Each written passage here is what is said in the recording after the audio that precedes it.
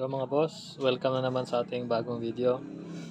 So ito yung bike. Tsaka itong gagawin nating video ngayon is paano tayo magtatanggal ng pedal, magpapalit. Tsaka paano tanggalin itong crank nya. Okay.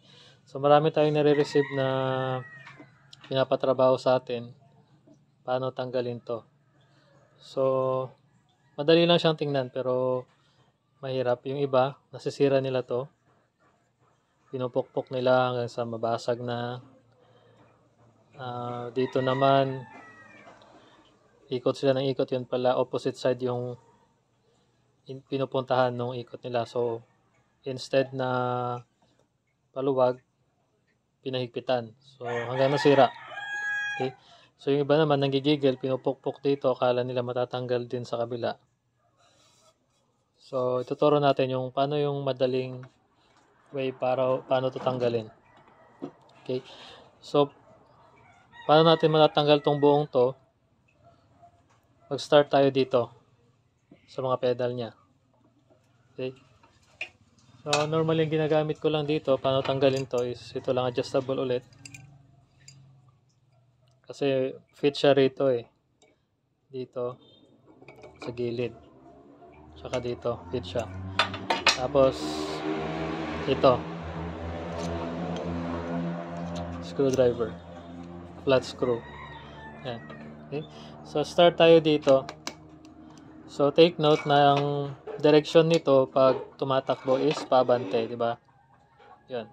So ang trick niyan, since pabante yan, so ang paluwag naman, ang pahigpit niyan is papunta doon. Papaharap. Dito sa left side. Okay? Ang paluwag niyan is patras. Okay? Sa kabila naman, opposite side. Baliktad naman.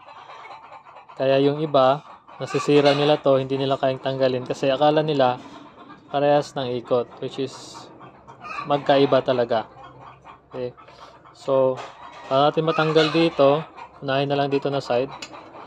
So, ginagawa ko dito sa screwdriver, hinaharang ko dyan para hindi gumalaw. Okay. Yan. Para hindi gumalaw pag ikot ko. Okay. So, yung pahigpit nito is pa-forward. Tulad ng direksyon niya pag tumatakbo. So, pagtatanggalin ko na siya, patras. Yan.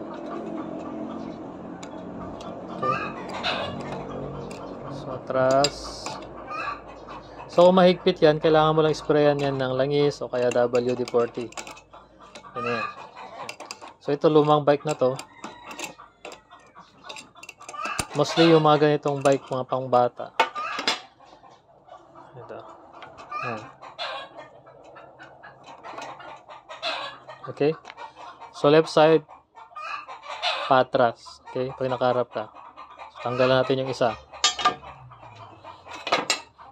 Dito sa kabila naman, since ang direction niya is ganun din sa right side, so, baliktad din. Baliktad naman yung gagawin natin dito. Okay? Lilipat ko pa ba? Hindi ko nililipat. Para makita nyo dyan. Okay? So, yan yung right side nung bike. So, patras naman yung gagawin natin. Yun. So, laging patras ang pagpaluwag niyan. Kasi pag hindi mo tatanggal itong pedal niya, hindi mo matatanggal itong crank. May kit pa.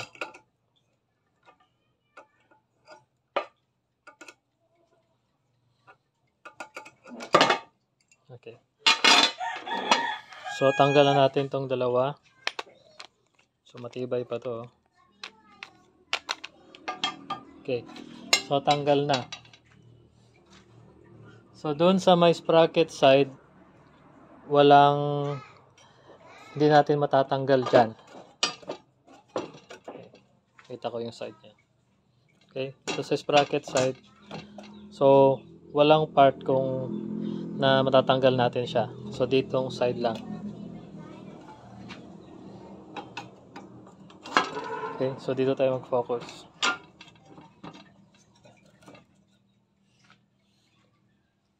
Okay. So meron tayo dito malaking nut. Tsaka may mga groove dyan. So dito natin magagamit itong adjustable wrench natin. Okay.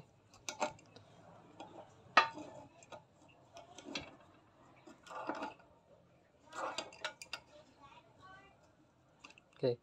So ganun pa rin.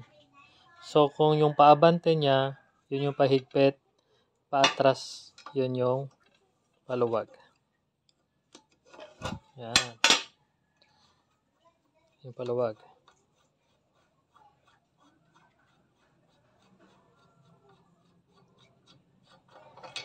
Okay.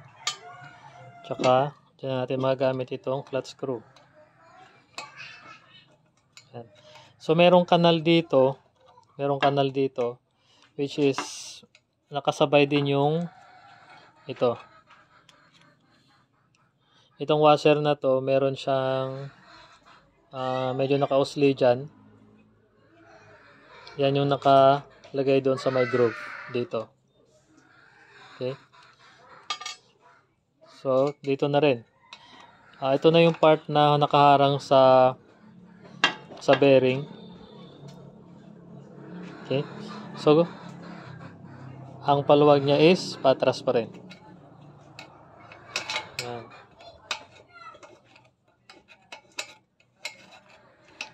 Pag sobrang higpit to, mahirapan igalaw itong pedal. So, dapat sakto lang yung higpit nito.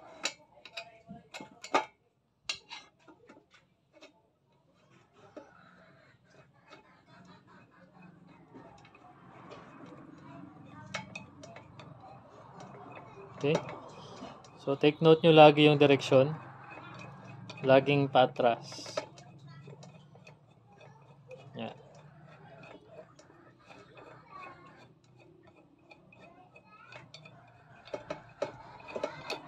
Yan.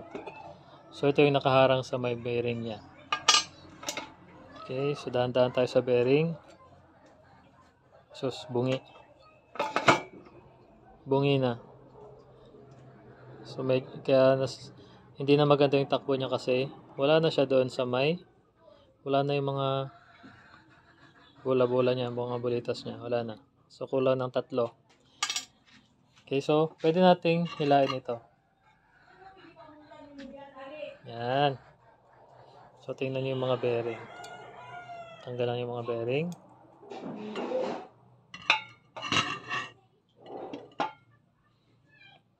Kulang na. Nahulog na dun sa loob.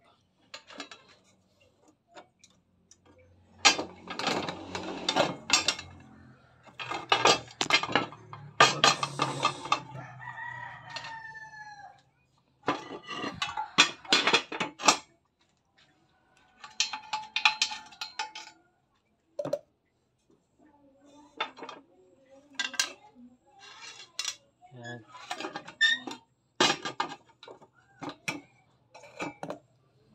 So, dito na yung mga bearing niya. Normally, pag ganito, kung kaya namang ayusin, minsan binabalik ko na lang to. Pero kung gusto mong palitan ng bago, pwede naman. Ano lang naman to eh.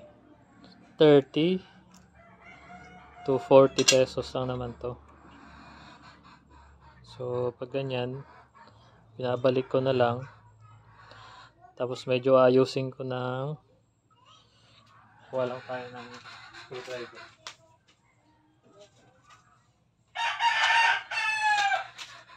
Okay. So, ginagawa ko, medyo in-open ko lang dyan. Pero kung wala kayong pampalit, yan. Mga DIY na lang to. Yan. Yan. Yan. So, tapos, pag naibalik mo, medyo higpitan mo lang yung yung mga part na saan siya nakalagay.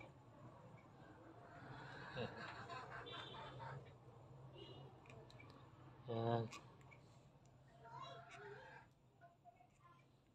So, hindi mo na kailangan ng bagong bearing. Okay.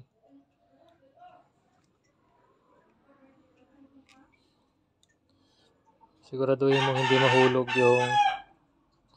yung mga bearing niya. Yung mga bola niya para pag binalik mo siya dyan, maayos. Okay. So, tuyo na rin siya. Wala na siyang grasa. Wala siyang grease. Okay. So, ganun lang kabilis magtanggal. So, ito naman, kung gusto mo ring tanggalin ito, magpalit ka. Yun pa rin.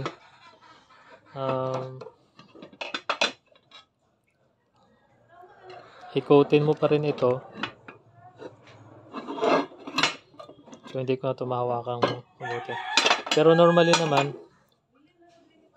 okay. So, kung gusto mo itong tanggalin, kailangan mong ipitin to. Kaya pukpukin mo, pag ganun. So, yung sinabi ko, so nasa right side ito, kung forward, yan yung paabante ng bike, ang pampaluwag mo nito is paatras naman. So, ang pukpok mo dito, para papunta rito. Okay, sige, subukan ko.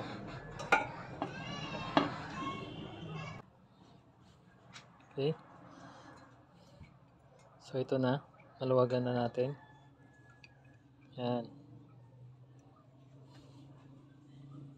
So, ang paikot niyan, pag ibabalik mo na, is pa-forward. Okay? Pag ganun. Pero pag tatanggalin mo, punta dito. Okay?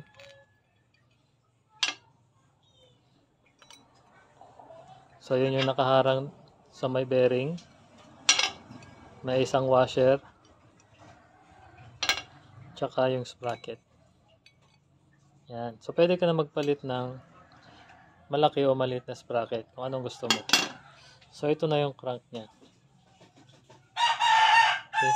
So, buo talaga siya. Sa only way lang na matanggal mo siya is papadaan mo siya rito. Buong ganyan. Buo talaga siya. Okay. So, ganun lang magtanggal ng crank ng bike at saka itong pedal niya. Okay. So, kung may mga tanong kayo about dito, then comment lang para masagot natin. Okay. Thank you sa panonood.